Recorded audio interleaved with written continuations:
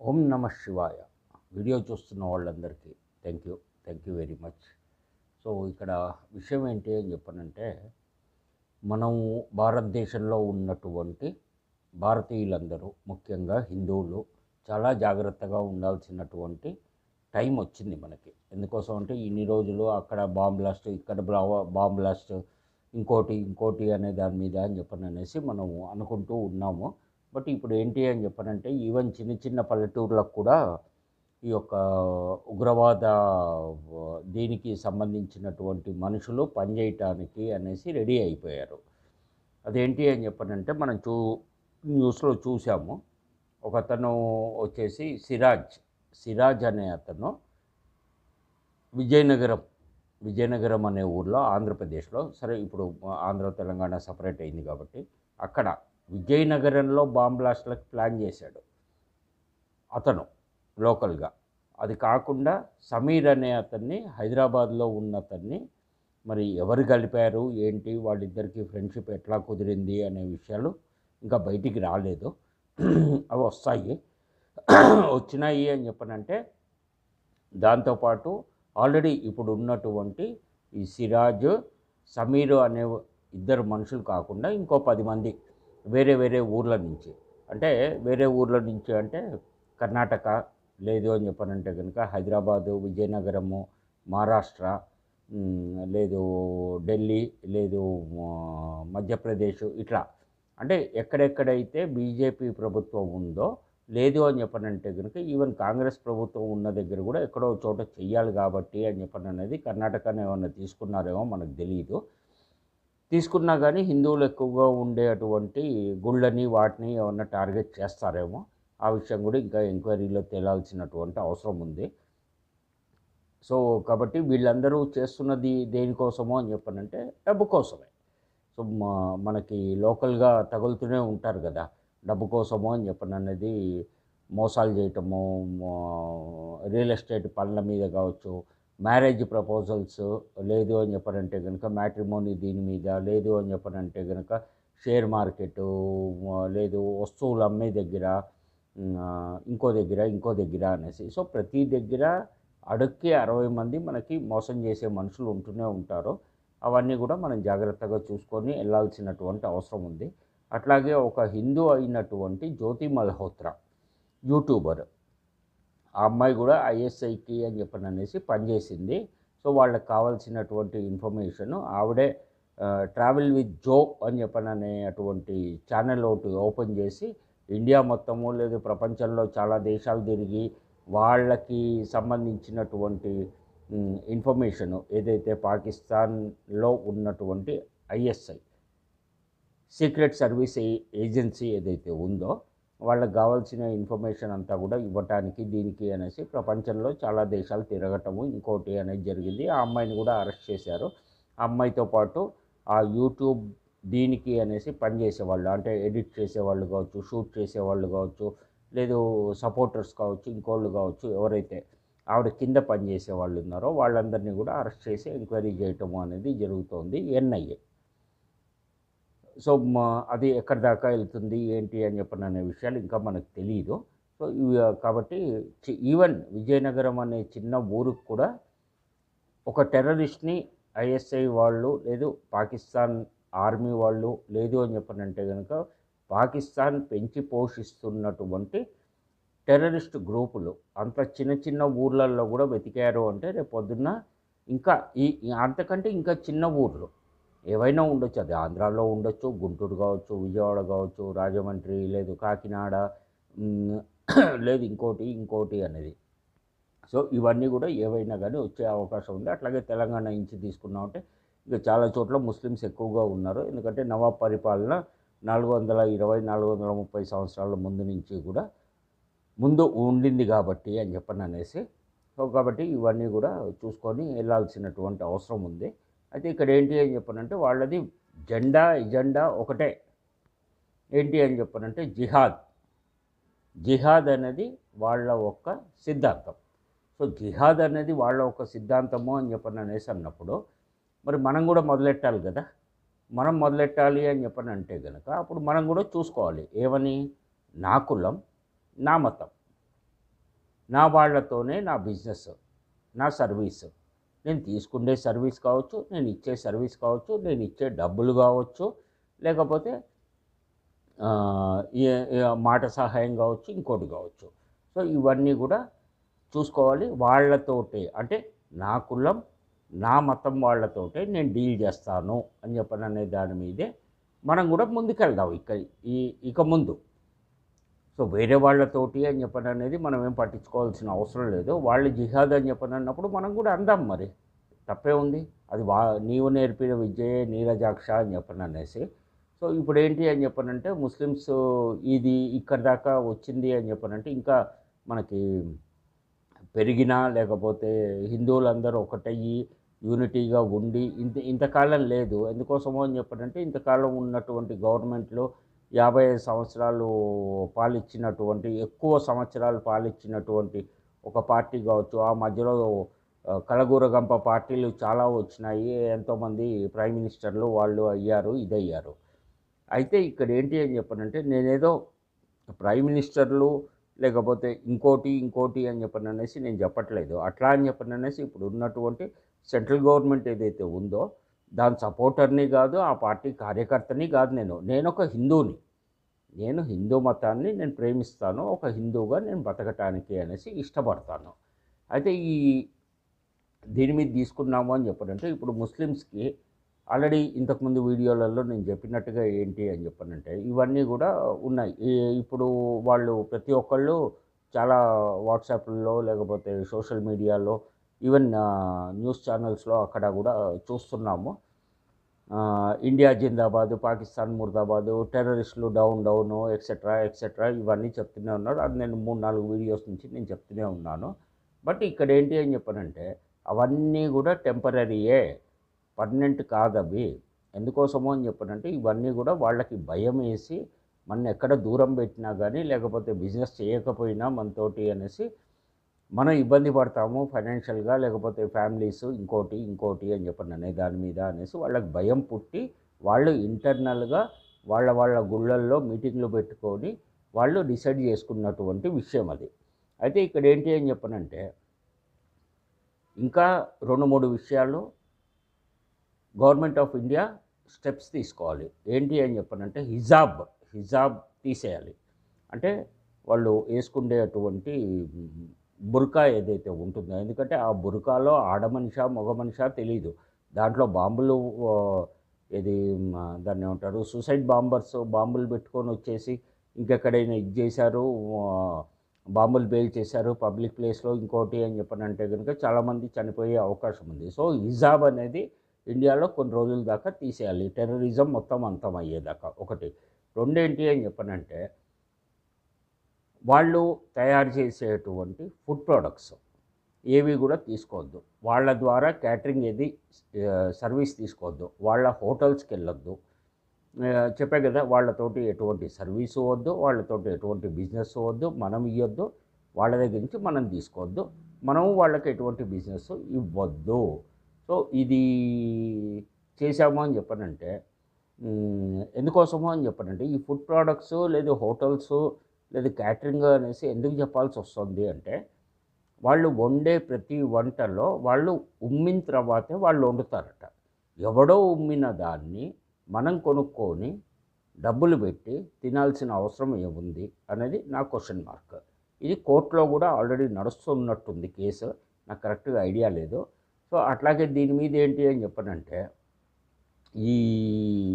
దీనికి ఇండియాలో ఉన్నటువంటి ఒక సెక్షన్ ఆఫ్ పీపుల్కి అని చెప్పననేసి వాళ్ళ స్కూల్స్, వాళ్ళ మదరసాలు అవసరమో అని చెప్పని అనుకుంటే కనుక వాళ్ళ లాంగ్వేజ్ మొత్తాన్ని కూడా తీసేసి పక్కన పెట్టేసాము అని చెప్పనంటే చాలా మటుకు మనకి ప్రాబ్లం అనేది సాల్వ్ అవుతుంది అనేసి నా ఆలోచన మటుకే. ఇది అంతకుమించి ఇంకేం లేదు. ఇంకోటి ఏంటి అని చెప్పనంటే పీఓకేని గనక ఇండియా హ్యాండ్ ఓవర్ చేసేసుకుంది అని చెప్పనంటే గనక మనకి 50% పైన టెర్రరిజం అనేది తగ్గుతుంది. ఎందుకోసమో అని చెప్పనంటే ఇండియా అంతా ఒక దీని మీద అని చెప్పననేసి ఒక మ్యాప్ ప్రకారం ఉంది. పీఓకే అని చెప్పననేది పాకిస్తాన్ ఆక్యుపైడ్ కాశ్మీర్ ఏదైతే ఉందో ఆ చిన్నది పైన కాశ్మీర్ తలకి పైన ఉండేది, ఆ పక్కన పాకిస్తాన్ ఉంది. పాకిస్తాన్ చేస్తున్నటువంటి టెర్రరిస్ట్ యాక్టివిటీస్ అన్నీ కూడా వాళ్ళకి ఇచ్చేటువంటి డబ్బులు పంపించేది, ఇంకోటి మనుషులకి ట్రైనింగ్ ఇచ్చేది, ఐఎస్ఐ అండర్లో ఉండేది, ఇవన్నీ కూడా పీఓకేనే. ఎందుకోసమో అని చెప్పారంటే పాకిస్తాన్ దేశంలో ట్రైనింగ్ ఇయ్యరు. ఎందుకోసం మా దేశంలో లేదు టెర్రరిజం అనేసి వాళ్ళు ప్రపంచ దేశాలకి చూపించుకోవటానికి దీనికి అనేసి. ఇప్పుడు భారత్లో చేస్తున్నారు అని చెప్పారంటే ఎక్కడున్నాయో చూపిండి అనేసి ప్రపంచ దేశాలను అడుగుతారు. ఎందుకంటే మా దేశంలో లేదు, పక్క దేశంలో ఉంది అంటే మేమేం చేస్తామంటారు. మళ్ళీ దీనికి ఏంటి అని చెప్పారంటే పీఓకే ఎందుకు ఆక్యుపై చేసుకున్నా అంటే అది మాది కాబట్టి మేము తీసుకోవటానికి అనేసి మేము గత ఇండిపెండెన్స్ అప్పటి నుంచి కూడా 1994 నుంచి కూడా మేము పోరాడుతున్నాం దాని మీద, ఇండియా మాకు ఇవ్వట్లేదు అని చెప్పని అనేసి వాళ్ళు రివర్స్ అటాక్ చేస్తున్నారు. సో మనం కూడా రివర్స్లోనే వెళ్దాం మరి అప్పుడు. ఎందుకోసం అని చెప్పారంటే మనకి ఎవరు ఎంత మర్యాద ఇచ్చారో మనము అంతే ఇవ్వాలి. వాళ్ళు మనకి మంచిగా ఉన్నారు, మంచిగానే ఉంటాము. వాడు మనని తిట్టాడు, మనము తిడతాం. వాడు మన మీద బాంబులు వేసాడు, మనము వేస్తాము. సో ఇవి ఏది ఇచ్చిపుచ్చుకోవటంలో అని చెప్పని అనేది ఎటువంటి మార్పు లేకుండా మనం ముందుకెళ్ళాము అని చెప్పనంటే బాగుంటుంది. సో ఇవన్నీ కూడా చూసుకోవాల్సినటువంటి అవసరం ఉంది. అయితే దీని మీద ఏంటి అని చెప్పనంటే ఇప్పుడు డైరెక్ట్గా చేయలేక దీని మీద యుద్ధం చేయలేక అనేసి 3-4 రోజుల్లోనే పాకిస్తాను అని చెప్పని అనేది వాళ్ళ తోక ముడుచుకొని వెళ్ళిపోయారు. దానికోసము అని చెప్పని అనేది ఆ జరిగిన 3-4 రోజుల యుద్ధానికే పాకిస్తాన్కి అయిన ఖర్చు 17,000 కోట్లు. అసలే తిండి లేక, తిప్పలు లేక, నీళ్లు లేక ప్రజలందరూ ఇబ్బంది పడుతున్నారు. ఈ టైంలో ఐఎంఎఫ్ ఇచ్చినటువంటి నిధులు ఏవైతే ఇంతకుముందు ఉన్నాయా లేదు వేరే దేశం వాళ్ళు ఇచ్చారా ఇంకోట అనేది మనకు తెలియదు. సో దాని మీద అని చెప్పని అనేసి వాళ్ళకి 1700 కోట్లు ఖర్చు అవటం జరిగింది అనేసి న్యూస్లో నేను చూడటం జరిగింది. ఇండియాకి అనేది చాలా తక్కువ ఖర్చు అయింది. అది 8,000 కోట్లు అనేది ఇంకా బయటకైతే రాలేదు, గవర్నమెంట్ ఆఫ్ ఇండియా కూడా చెప్పలేదు. కానీ ఇండియా మీద పాకిస్తాన్ వేసినటువంటి ఏ ఒక్క డ్రోన్ కావచ్చు, ఏ ఒక్క రాకెట్ లాంచర్ కావచ్చు, ఏ ఒక్క బాంబ్ కావచ్చు, ఏ ఒక్క జెట్ ఫ్లైట్ కావచ్చు, ఇవి ఏవి కూడా ఇండియా మీద అటాక్ చేయలేకపోయినాయి. S-400 అనేటువంటి డోమ్ తోటి మనం అన్నీ కూడా కంట్రోల్ చేసేసాము. సో అవన్నీ కంట్రోల్ అయిపోయినాయి కాబట్టి అని చెప్పని అనేసి వాళ్ళు ఏమీ చేయలేక మన్ని కాశ్మీర్లో బార్డర్లో ఉన్నటువంటి కామన్ మ్యాన్ని టార్గెట్ చేశారు. ఆ రకంగా వాళ్ళని షూట్ చేయటం కావచ్చు, బాంబులు వేయటం కావచ్చు, ఇంకోటి కావచ్చు చేసేటప్పటికి 30-35 మంది కాశ్మీర్లో ఆ బార్డర్లో ఉన్న ఇళ్ళ వాళ్ళు చనిపోవటం జరిగింది. ఆ ఇళ్ళన్నీ కూడా డ్యామేజ్ అవ్వటం జరిగింది. వాటికి బుల్లెట్లు తగిలినాయి, బాంబులు పడ్డాయి, ఇంకోటి అయినాయి, ఇవన్నీ అయినాయి అన్నమాట. అయితే దీనికి ఏంటి అని చెప్పారంటే ఇక్కడ అసలు ఎవరు ఊహించినటువంటి విషయం జరిగింది. అదేంటి అని చెప్పనంటే చైనా కావచ్చు, అమెరికా కావచ్చు, టర్కీ కావచ్చు ఏం చేసినాయి అని చెప్పనంటే వాళ్ళకి డ్రోన్స్ ఇచ్చినాయి, ఎయిర్ క్రాఫ్ట్లు ఇచ్చినాయి, ఎయిర్ ఫైటర్స్ ఇచ్చినాయి, బాంబులు ఇచ్చినాయి, టెక్నాలజీ ఇచ్చింది, రాకెట్లు ఇచ్చాయి. సో అన్నీ కూడా ఇండియా తయారు చేసినటువంటి ఆల్మోస్ట్ 70-80% టెక్నాలజీ మనదే వాడుతూ బ్యాలెన్స్ కొంత వేరే కంట్రీ నుంచి, రష్యా నుంచి, ఇజ్రాయెల్ నుంచి తీసుకున్న దాంతో అనేసి మనం యుద్ధం చేసి గెలిచాం కాబట్టి అని చెప్పండి అనేసి దానికి ఇవన్నీ కూడా ఫెయిల్ అయినాయి. కాబట్టి ఇప్పుడు ఏమైంది అని చెప్పారంటే ఇంటర్నేషనల్ మార్కెట్లో అమెరికావి, చైనావి, టర్కీవి వాళ్ళు తయారు చేసి అమ్ముకోవాలి అనుకుంటున్నటువంటి యుద్ధ సామాగ్రి, డ్రోన్స్, ఎయిర్ క్రాఫ్ట్లు, బాంబులు, ఎక్సెట్రా ఇవన్నీ కూడా ఇంటర్నేషనల్ మార్కెట్లో వాళ్ళకి డౌన్ అవుతుంది. సో కాబట్టి దాని మీద అని చెప్పని అనేసి వాళ్ళకి కోపంగా ఉంది. కాబట్టి మరి ఆ దేశాలన్నీ కూడా ఏమేమి ప్లాన్ చేసుకుంటున్నాయి ఇండియా మీద ఏంటి అని చెప్పని అనేది చూడాల్సినటువంటి అవసరం ఉంది. సో దీని మీద వచ్చేసి 3 దేశాలతోటి కలిసి 3 ముక్కల ఆట ఆడాలి అనేసి పాకిస్తాన్ అనుకుంటోంది. ఒకటి వచ్చేసి ఉన్నటువంటి పాకిస్తాన్ అది ఏమీ చేయలేదు కాబట్టి అది అట్లాగే ఉంది. అది కాకుండా ఇంకా 3 దేశాలు అమెరికా, చైనా అండ్ టర్కీ. ఈ 3 దగ్గర నుంచి ఎక్విప్మెంట్ అంతా తీసుకుంది, టెక్నాలజీ తీసుకుంది, అయినా ఫెయిల్ అయింది. అయినా కానీ డైరెక్ట్గా వీళ్ళు ఏం చేయలేకపోతున్నారు కాబట్టి వాళ్ళ సహాయం ఇంకొంచెం ఎక్కువ అడిగి వారు చేయాలి అనేసి అనుకుంటుంది. దీనికి తోడు ఏమైంది అని చెప్పనంటే అమెరికా చాలా దూరంలో ఉంది కాబట్టి అమెరికా డైరెక్ట్గా ఇన్వాల్వ్ కాదు కాబట్టి ఇప్పుడు బంగ్లాదేశ్ని కలుపుకోవాలి అనేసి చైనా వాడు ప్లాన్ చేసి బంగ్లాదేశ్కి దగ్గరలో బంగ్లాదేశ్ దేశంలో రెండో ప్రపంచ యుద్ధంలో ఉన్నటువంటి ఒక ఎయిర్ బేస్ క్యాంప్ ఏదైతే ఉందో అది వాడు హ్యాండ్ ఓవర్ చేసుకొని దాన్ని మళ్ళీ రీకన్స్ట్రక్షన్ చేసి అక్కడి నుంచి ఇండియా మీదకి నిఘా పెట్టాలనో లేకపోతే వారు చేయాలనో మరి వాడి ఆలోచన ఏ రకంగా ఉంది ఏంటి అనేది మనకు తెలియదు. సో ఇది ఓ రకంగా ఉంది. సో ఇవన్నీ కూడా చూసుకోవాల్సినటువంటి అవసరం ఉంది. అయితే ఇక్కడ నాకు చిన్న ఐడియా వచ్చింది, అది ఇంప్లిమెంట్ చేస్తే ఎట్లా ఉంటుంది అనేది ఆలోచిస్తున్నాము. ఏంటి అంటే మన హిందూ పండుగలు చాలా ఉన్నాయి, వేరే వాళ్ళకి తక్కువ ఉన్నాయి, వేరే మతం వాళ్ళకి. సో హిందూ పండుగలప్పుడు చాలా చోట్ల చాలా గుళ్ళల్లో ఇప్పుడు ఆల్రెడీ తీసుకున్నామంటే పెద్ద గుళ్ళు ఏవైతే ఉన్నాయో సౌత్ ఇండియాలో ఎక్కువగా ఉన్నాయి. నార్త్ ఇండియాలో మనకి ఏమంటారు అన్నప్రసాదము లేదు భోజనాలు అన్నదానము అనేది చాలా తక్కువ.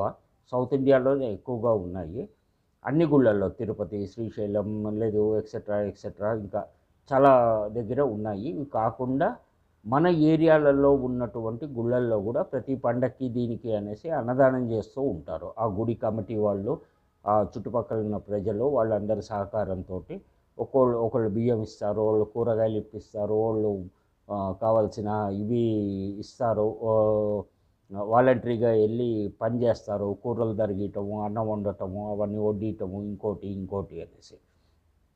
వీటికి ఏంటి అని చెప్పనంటే నాకు వచ్చిన ఐడియా, భోజనానికి ఎవరైతే ప్లేట్ తీసుకొని భోజనం చేయటానికి అనేసి వెళ్తారో వాళ్ళందరికీ కూడా సింధూరం పెట్టండి, బొట్టు పెట్టేసి పంపిండి. అదే వేరే మతం వేరేవాడు వచ్చి తిన్నాడు అని చెప్పనంటే కనుక వాడు ఆ బొట్టు పెట్టుకోడు, వెళ్ళిపోతాడు వెనక్కి. ఆడవాళ్ళు కావచ్చు, మగవాళ్ళు కావచ్చు. ఆడవాళ్ళు అయితే బొట్టు పక్కన పెట్టి బొట్టు పెట్టుకుంటేనే ప్లేట్ ఇస్తాము అని అనేసి చెప్పండి. మగవాళ్ళు అయితే ఇంకో పూజారి గారు పక్కనే ఉండి బొట్టు పెట్టమనండి. బొట్టు పెట్టారు అని చెప్పారంటే సింధూర్ ఆల్రెడీ నడుస్తుంది మనకి సింధూర్. అది ఎంత మటుకు వర్కౌట్ అవుతుంది అనేసి చూద్దాం, బట్ వర్కౌట్ అవుతుంది అనేసి నేను అనుకుంటున్నాను. సో మళ్ళీ ఇంకోసారి ఏంటి అని చెప్పనంటే నేను మీకు చెప్పేది, స్లీపర్ సెల్స్ యాక్టివేట్ అయ్యే అవకాశం చాలా ఉంది. ప్రతి ఒక్కళ్ళు జాగ్రత్తగా ఉండండి. మీరు బయటికి వెళ్ళినప్పుడు చుట్టుపక్కల అబ్జర్వ్ చేస్తూ ఉండండి. ఎందుకంటే ఏదైనా జరిగిపోయిన తర్వాత అనేసి మనం భయపడేది ఇంకోటి అనేది ఏం లేదు.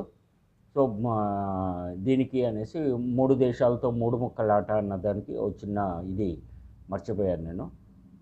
పాకిస్తాన్ వచ్చేసి బంగ్లాదేశ్, చైనా, టర్కీ లేదు అమెరికా వీళ్ళతోటి అనేసి కలిసి వర్క్ చేయాలి అనేసి అనుకుంటుంది అని చెప్పా కదా. ఇండియా వచ్చేసి రష్యా, ఆ తర్వాత ఇంకోటి ఏంటది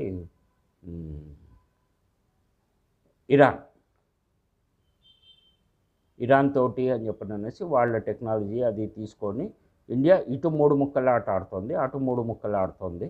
మళ్ళీ కాయ్ రాజా కాయ్ ఎవరు గెలుస్తారు అని చెప్పననేసి చూద్దాము. ఇప్పుడైతే జరిగిన దాంట్లో మనమే గెలిచాము, వాళ్ళు కాళ్ళ బేరానికి వచ్చారు. ఇంకా మిగతాది పోను ఏం జరుగుతుంది అనేసి చూద్దాము. ఎనీహో వీడియో చూస్తున్న వాళ్ళందరికీ thank you very much. Om Namo Venkatesaya.